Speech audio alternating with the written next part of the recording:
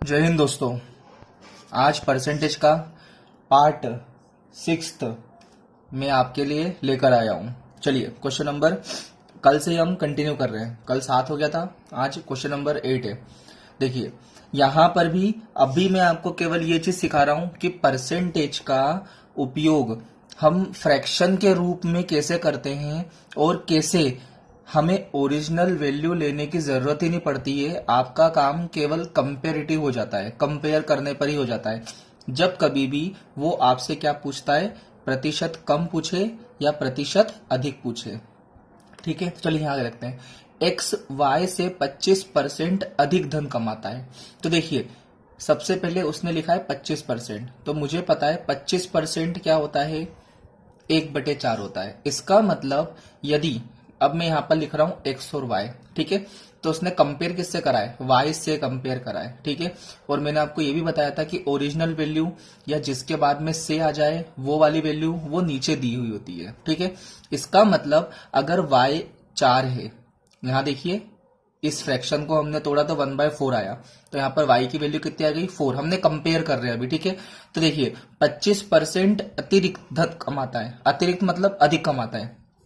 तो 4 का 25% कितना हो गया, 1। मतलब y अगर 4 रुपए कमाता है तो x उससे 1 रुपए अधिक कमाएगा।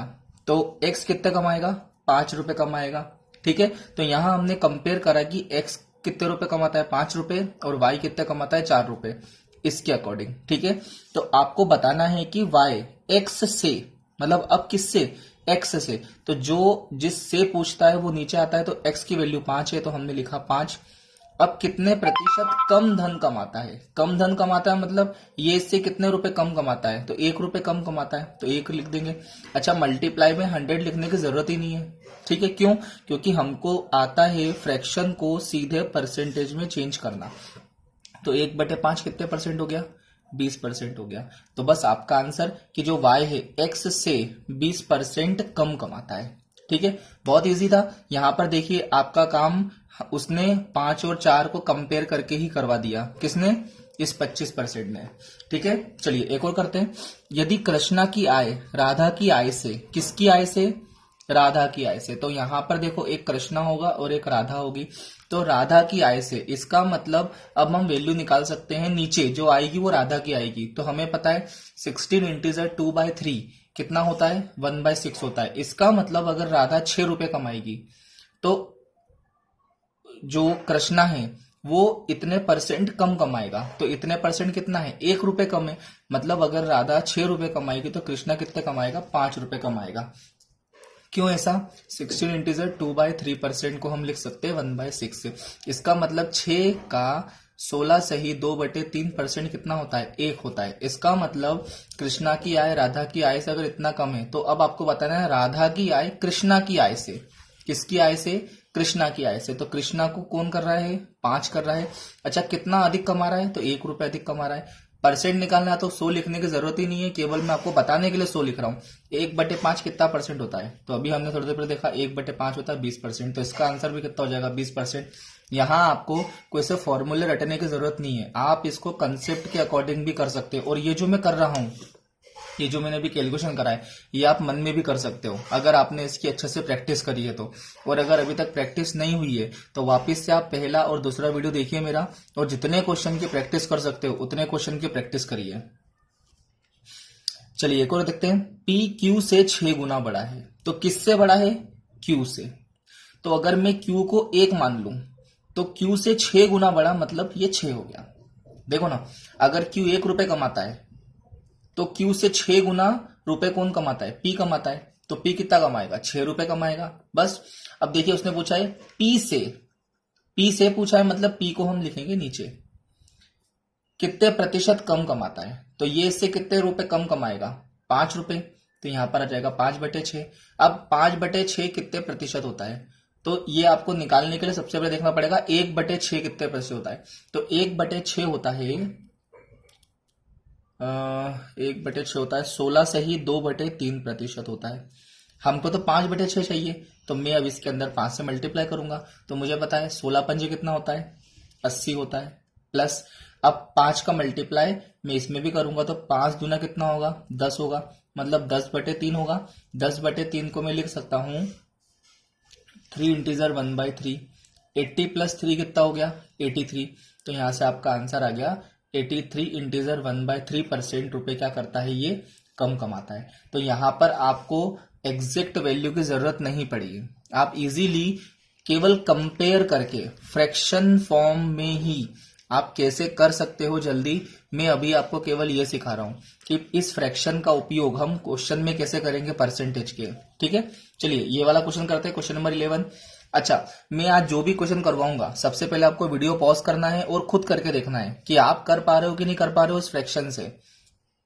चलिए यहां देखते हैं, किसी विद्यालय में 60% लड़के हैं तथा 972 लड़कियां हैं, तो लड़कों की संख्या आपको पता नहीं है।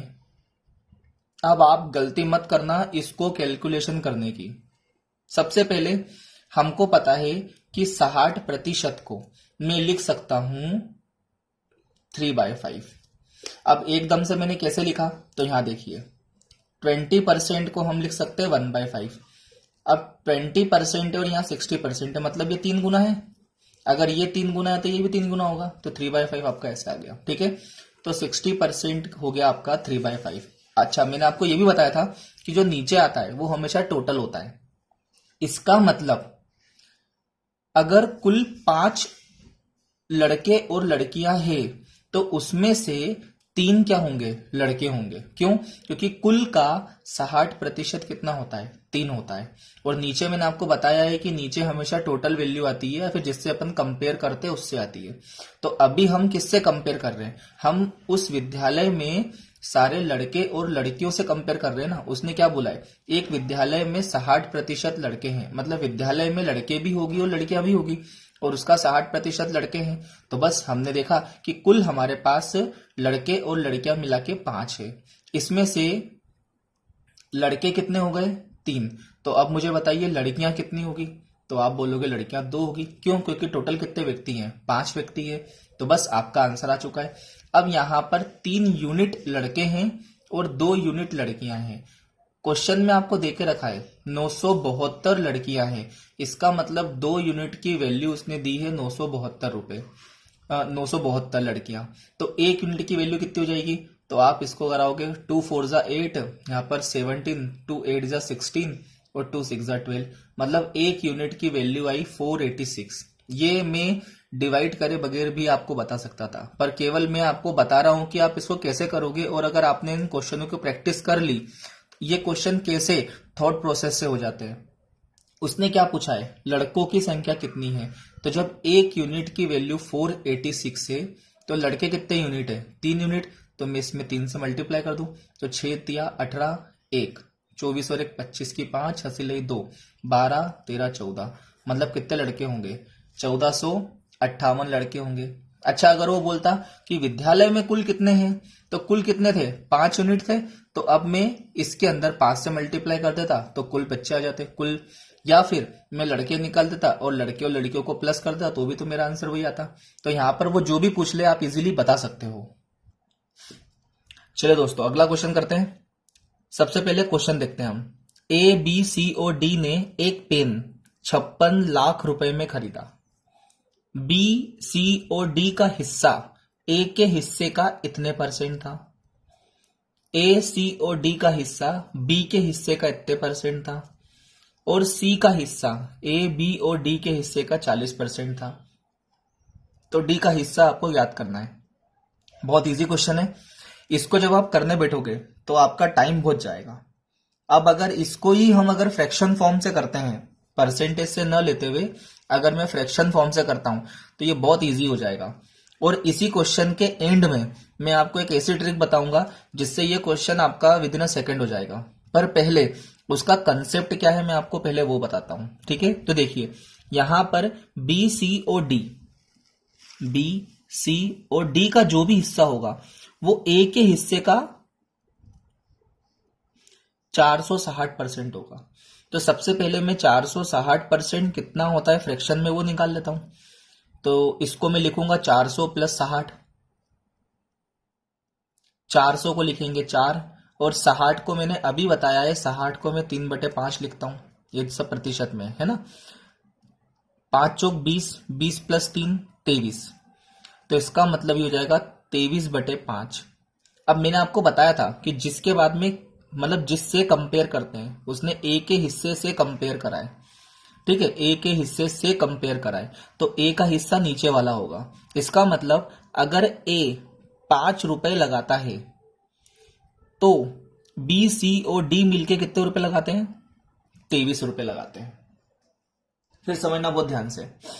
सबसे पहले हमने 460% का फ्रैक्शन में निकाला, 23/5 आया। इसका मतलब ए के हिस्से का 460 है, मतलब इसके हिस्से का 460 ये है। इसका मतलब ए अगर 5 रुपए लगाता है तो बी सी और डी मिले कितने रुपए लगाएंगे, 23 रुपए लगाएंगे। अब मुझे पता है, अब आप खुद बताइए कि ये चारों मिलकर वो कितने में खरीदते हैं, तो आप बोलोगे 56 लाख में खरीदते हैं। तो यहां पर अगर मैं इन चारों की यूनिट देखूं तो ये चारों की यूनिट कितनी है, तो 23 और 5 28 यूनिट है।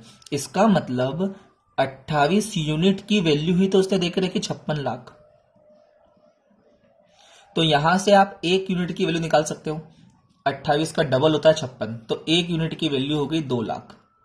अच्छा एक बात बताओ, अगर एक यूनिट की वैल्यू 2 लाख है तो 5 यूनिट की वैल्यू कितनी होगी, तो आप बोलोगे 10 लाख। तो मैं यहां लिख रहा हूं कि ए ने कितने रुपए लगाए, 10 लाख रुपए लगा दिए। ये समझ में आया? नहीं आया तो वीडियो को फिर से देखना। दूसरा देखिए, ए सी और डी का जो हिस्सा है, ए सी और डी का जो हिस्सा है वो बी के हिस्से का इतने परसेंट है। तो बी का हिस्सा कितना है, 366 सही 2/3%। अब इसको भी मैं फ्रैक्शन फॉर्म में चेंज कर सकता हूं, इसको मैं लिखूंगा 300% प्लस 66 सही 2/3%। 300% को 3 लिखा और 66 सही 2/3% को मेरे को पता है ये 2/3 होता है। अब ये कैसे होता है आपको सीखना पड़ेगा मेरे पहले वाले लेक्चर में, ठीक है। तो 3 3 9 10 और 11। इसका मतलब अगर बी 3 रुपए लगा के वो चीज खरीदता है तो ए सी और डी मिलकर कितने रुपए लगाते हैं, 11 रुपए लगाते हैं। ये पर्टिकुलर हो गया इसके अकॉर्डिंग, सेकंड जो लाइन लिखी है इसके अकॉर्डिंग। अच्छा फिर से देखो, यहाँ पर ए भी आया, बी भी आया, सी भी आया, डी भी आया, मतलब ये चारों मिलकर कितने में खरीद रहे हैं, 56 लाख में। तो यहाँ पर चारों की यूनिट कितनी है, तो आप बोलोगे 14 यूनिट है। तो 14 यूनिट की तो वैल्यू उसने देख रही है 56 लाख। अब मुझे साफ साफ पता है कि 14 के पहाड़े में 56 कितने बार में आता है, 4 बार में आता है। तो एक यूनिट की वैल्यू कितनी हो गई, 4 लाख। अच्छा एक यूनिट की 4 लाख है तो 3 यूनिट कितनी हो गई, तो आप बोलोगे 12 लाख। इसका मतलब बी ने कितने रुपए लगाए, 12 लाख रुपए लगाए। ऐसे ही तीसरा वाला भी अपन निकाल देते हैं। तो तीसरा वाला देखिए अपन निकालते हैं, तो तीसरा वाला कितने परसेंट है, 40% है। और किसका, बी, ए बी और डी का। तो उसको मैं ऐसे लिखूंगा, ए बी और डी का कितने परसेंट है, 40% है। तो वो सी इस तरफ आएगा। तो इसका बोला है ना, मतलब अब जो नीचे आएगा वो इसकी वैल्यू आएगी। तो सबसे पहले निकालते हैं 40%। तो मुझे पता है 20% 1/5 होता है, तो 40% कितना होगा, 2/5 होगा।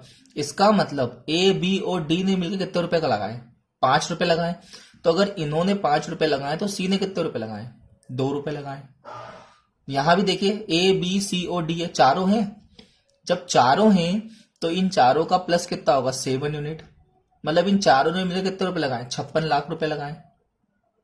तो अगर इन चारों ने मिलकर 56 लाख रुपए लगाए तो एक यूनिट की वैल्यू कितनी हुई, 8 लाख हुई।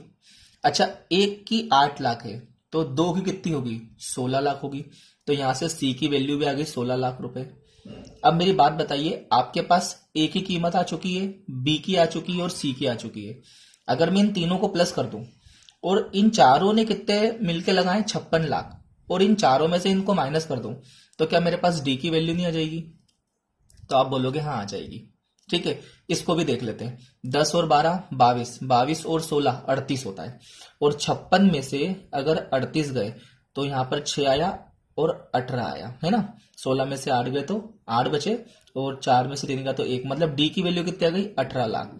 डी ने कितने रुपए लगाए, 18 लाख रुपए लगाए। ये आपका आंसर आ गया। अब ये मैं आपको कंसेप्ट बता रहा था कि कैसे इसको करेंगे, बट इसका आंसर आपका बहुत जल्दी आएगा और बहुत इजी वे में आएगा। कैसे, अब मैं आपको वो बताता हूं। देखिए अब यहां पर हम जो स्टार्टिंग में हमने रेशो निकाले थे, जैसे इसका रेशो निकाला, इसका रेशो निकाला और एक रेशो मैंने ये निकाला।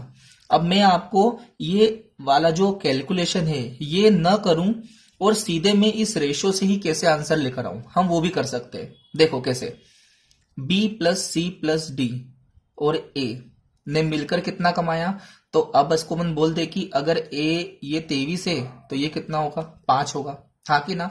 और इन सबका प्लस, इन चारों का प्लस कितना होगा, 28 होगा। ठीक है, ऐसे ही ए प्लस सी प्लस डी और यहां पर कितना लिखा है बी, ये सेकंड वाला लिख रहा हूं है ना। इसका कितना है 11 और 3, इन सबका प्लस कितना है, तो 11 12 13 14, इन सबका प्लस 14 है। ये इन तीनों के अकॉर्डिंग अलग अलग रेशो है। पर अब मैं देखो क्या करूंगा इसके बाद, और यहां पर देखिए ए प्लस बी प्लस डी और सी का जो रेशो है वो कितना है, तो अगर ये 5 है तो ये हो जाएगा अपना 2, तो 5 और 2 कितना हो गया, 7 हो गया। इसका मतलब इन सबका प्लस 28 है, इन सबका प्लस 14 है, इन सबका प्लस 7 है। अगर मैं इन दोनों को भी 28 कर दूं तो इसका मतलब इनका रेशो भी क्या हो जाएगा, चेंज होगा। तो देखिए इस 14 को 28 करने के लिए 2 से मल्टीप्लाई करना पड़ेगा, तो जब 2 से मल्टीप्लाई मैंने यहां करा तो मेरे को यहां भी 2 से करना पड़ेगा, तो यहां भी 2 से करा और यहां भी 2 से करा। तो अब आप देख सकते हो कि 11 दूना 22, 3 दूना 6, 22 और 6 कितना हो जाएगा, 28 हो जाएगा। ऐसे ही अगर मुझे इसको 28 करना है तो 7 चौक 28 होता है, तो मैं यहाँ पर 4 से मल्टीप्लाई कर दूं।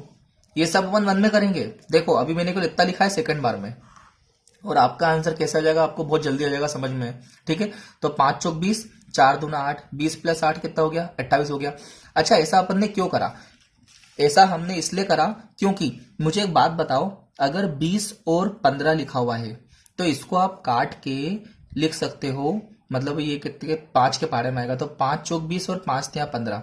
तो जब मैं 20 और 15 को 4 3 लिख सकता हूं, तो 4 और 3 में मैं 5 का मल्टीप्लाई करके 20 और 15 भी तो लिख सकता हूं।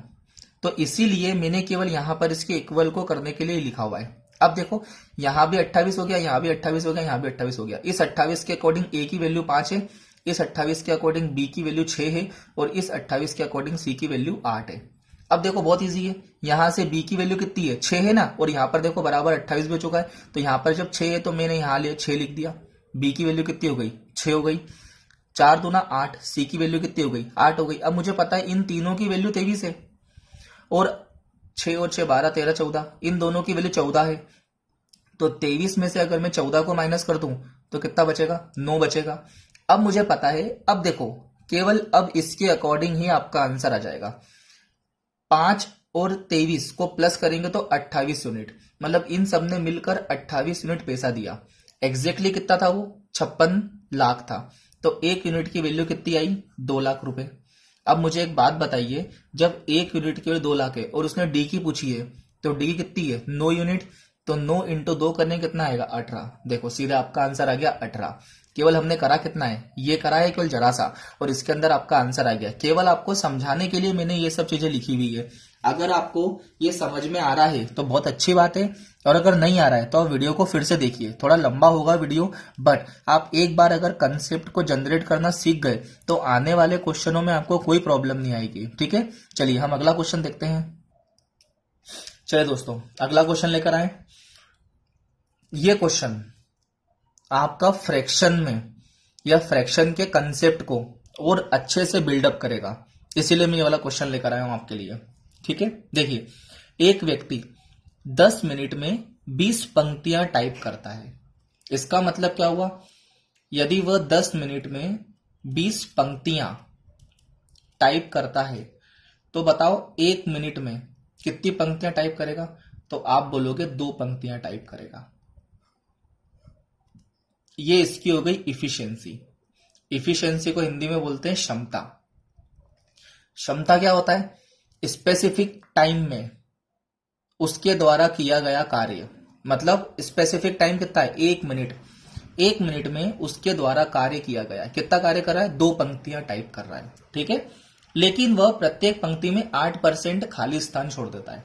इसका मतलब मेरी बात समझना, मान लो ये 3 पंक्तियां हैं, वो इसमें भी 8% छोड़ेगा, इसमें भी 8% छोड़ेगा, इसमें भी 8% छोड़ेगा। तो कुल कितने परसेंट छोड़ेगा? 8% छोड़ेगा।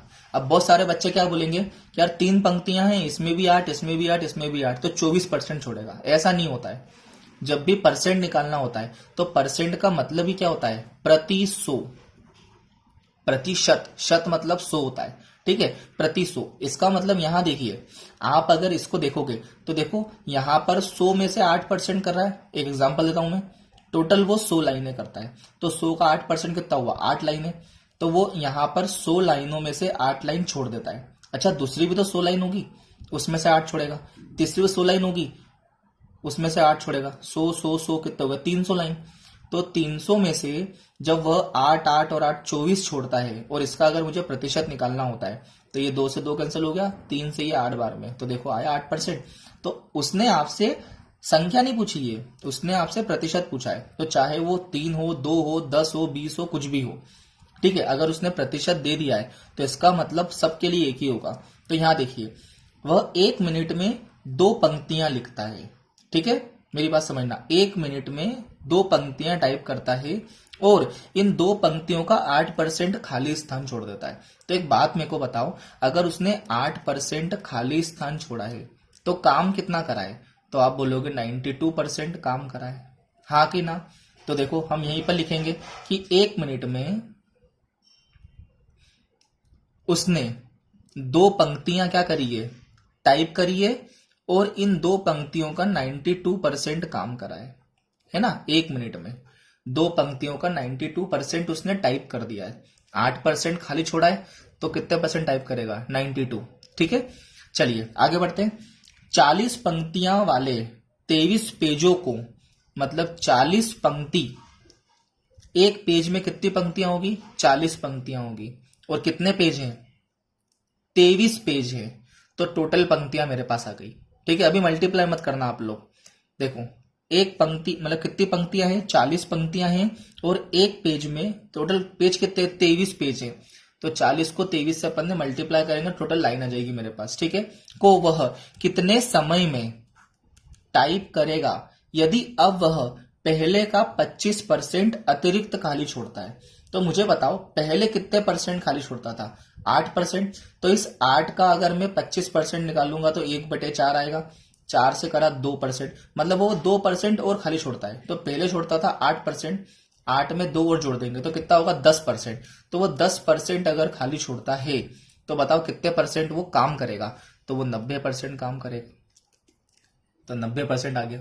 तो मेरी बात समझो, 2 लाइनों को 92%, 2 लाइन का काम करता है वो 92% से 1 मिनट के अंदर। तो टोटल उसको कितना काम करना है? इतना काम करना है। इसको अगर मैं ऐसे बताऊं कि अगर मेरे को 100 चॉकलेट खाना है और मैं 1 मिनट में 2 चॉकलेट खाता हूं, तो बताओ मैं 100 चॉकलेट कितने मिनट में खा लूंगा? तो आप बोलोगे कि 100 को मैं 2 से क्या कर दूं? भाग कर दूं। तो आ गया 50 मिनट। तो 50 मिनट में मैं 100 चॉकलेट खा लूंगा। तो सेम का सेम लॉजिक यहां पर भी है। ये टोटल काम है उसका, और वो 1 मिनट में कितना करता है? वो 1 मिनट में इतना करता है, ठीक है, 1 मिनट में। तो अब इसको अपन कैंसिल कर देते हैं। तो 23 के पहाड़े में ये आता है 4 बार में, 4 × 2 8, और 8 पंजे 40, 5 नाम 45। तो 450 मिनट में वह इतने पेज क्या कर देगा? टाइप कर देगा। मैं फिर से बता रहा हूं, ये सब चीजें मैंने आपको केवल समझाने के लिए लिखी है। अगर इसको मैं करने की कोशिश करूं तो ये बहुत इजीली काम हो जाएगा। देखो मैं कैसे करूंगा इसको, विदाउट पेन विदाउट पेपर, बहुत कम चीजें लिखूंगा। मान लो मेरे पास ये कुछ भी नहीं है, ठीक है। तो अब देखिए, एक व्यक्ति 10 मिनट में 20 पंक्तियां टाइप करता है। तो मुझे पता है 10 मिनट में 20 पंक्तियां करेगा, मतलब 1 मिनट में 2 पंक्तियां करेगा, ठीक है। तो मैं यहां पर अगर लिखना हो तो मैंने 2 पंक्तियां लिख लिया, ठीक है। अब इसके बाद में उसने बोला है कि वह प्रत्येक पंक्ति का 8% खाली स्थान छोड़ देता है। तो अगर उसने एक पंक्ति का खाली स्थान छोड़ा है 8%, तो उसने कितना काम करा है? तो उसने करा है 92% काम। तो ये निकल गया मेरा 1 मिनट का काम निकल गया है, ठीक है। उसके बाद उसने बोला 40 पंक्तियों वाले 23 पेज को। तो अब मैं अगर सिंपल लिखूंगा कि 40 पंक्तियां 23 पेज है, तो दोनों को मल्टीप्लाई करना पड़ेगा। और वह क्या कर रहा है कि जो पहले खाली स्थान छोड़ रहा था उसका 25% अधिक कर रहा है। तो पहले वो 8 कर रहा था, तो 8 का 25% 2 हुआ, तो 8 और 2 कितना हुआ 10, मतलब अब वो 10% खाली छोड़ेगा। 10% अगर वो खाली छोड़ेगा तो 90% काम करेगा। इसका मतलब क्या हो गया कि 40 इंटू 23, इधर टोटल पंक्तियां हो गई, और वो 90% काम कर रहा है। टोटल काम इतना करना है, और वो 1 मिनट में काम कितना कर रहा है, इतना कर रहा है। तो अब देखो सीधे मैंने इतना सा लिखा, और इसको कैलकुलेट करके मैं 2 सेकंड में आंसर ला दूंगा। तो यही चीज आपको सीखना है। ये जो मैं आपको अभी कंसेप्ट आपके बिल्डअप कर रहा हूं, ये बहुत इंपॉर्टेंट है। अगर आपका ये होना स्टार्ट हो गया ना, तो देखना क्वेश्चन आपके बहुत जल्दी और बहुत ईजी वे में होने लग जाएंगे। चलो दोस्तों, अगला क्वेश्चन करते हैं। ये वाला क्वेश्चन आपके फ्रैक्शन को और थोड़ा सा समझने में आपकी हेल्प करेगा कि फ्रैक्शन से कैसे अपन जल्दी कर सकते हैं। यहां देखिए, उसने प्रतिशत विवाहित जनसंख्या पूछी है और प्रतिशत विवाहित महिला पूछी है। तो यहां पर जब भी वो प्रतिशत पूछता है तो वो कंपेयर कर रहा है, और कंपेयर कर जब भी वो पूले कंपेयर करने के लिए, तो आपको एग्जैक्ट डिजिट की आवश्यकता ही नहीं पड़ती है। आप बिना एग्जैक्ट डिजिट के भी आंसर ला सकते हो। कैसे? चलो मैं आपको बताता हूं। 4/9 भाग पुरुष है, बहुत ध्यान समझना। 4/9 भाग कौन है? पुरुष है। तो अगर मैं आपसे एक बात कहूं कि टोटल कितने व्यक्ति होंगे? 9 होंगे, और 9 में से 4 क्या होंगे? पुरुष होंगे। तो मैं यहां पर लिख लेता हूं कि 4 पुरुष हैं। तो अब आप खुद बताओ कि महिलाएं कितनी है। तो आप कहोगे कि 9 में से अगर 4 पुरुष है तो 5 महिलाएं हो गई। कितना इजीली निकल गया। उसने देकर रखा हुआ है, सीधे आपका आंसर आएगा। अब देखो, उसने बोला है 50% पुरुष विवाहित है। 50% मतलब आधा, आधे पुरुष विवाहित है। अच्छा, कुल पुरुष कितने? 4। तो बताओ विवाहित कितने होंगे? 2 होंगे। अच्छा, 2 पुरुष विवाहित हैं तो 2 महिला से ही होंगे ना। ऐसा तो नहीं है कि एक पुरुष 2 महिला से विवाहित होगा, नहीं, एक पुरुष 1 महिला से विवाहित होगा। तो यहां देखो, ये आपका विवाहित वाला हो गया। ठीक है, 2 पुरुष विवाहित है, 2 महिलाएं विवाहित है। अब उसने आपसे पहला पूछा है विवाहित जनसंख्या ज्ञात करना है। तो टोटल जनसंख्या कितनी है? 9। विवाहित कितने लोग हैं? 4। तो आपको 4/9 का देखना है कि 4/9 कितना प्रतिशत होता है। तो अब आप मुझे बताइए, 4/9 फ्रैक्शन को अगर मेरे को परसेंटेज में चेंज करना है तो कैसे करेंगे? तो 1/9 होता है 11 सही 1/9%। अब मेरे को तो 4 चाहिए, तो 4 का मैं यहां करूंगा तो 44, और 4 एकम 4। ये आपका आंसर आ गया पहले वाले का। बताओ मेरे को इसकी जरूरत पड़ी क्या? कहीं नहीं पड़ी। अगर आप इससे भी करोगे ना तो भी आपका आंसर ये आएगा।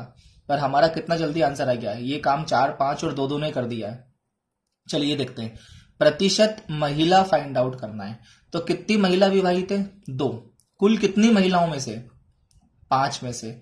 अब मुझे आप ही बताइए कि 2/5 कितने परसेंट होता है? तो 1/5 अगर 20% है तो 2/5 होगा 40%। तो ये आपका आंसर आ गया सेकंड वाले का भी, कि 40% महिलाएं क्या है? विवाहित है, और 44 से ही 4/9% जनसंख्या क्या है? विवाहित है। बहुत जल्दी आपका आंसर आएगा। अभी तक मैं आपको केवल और केवल ये चीज सिखा रहा हूं कि प्रतिशत में फ्रैक्शन का क्या उपयोग है, हम कैसे विदाउट परसेंटेज केवल और केवल फ्रैक्शन की हेल्प से हम हमारे कैलकुलेशन को कितना जल्दी कर सकते हैं। यहां देखो, 1,89,000 को कैलकुलेट करना और 4 और 5 को कैलकुलेट करना, दोनों में बहुत फर्क होता है। तो आप लोग बस मेरे साथ बने रहिए। चलिए मिलते हैं अगले लेक्चर में। धन्यवाद।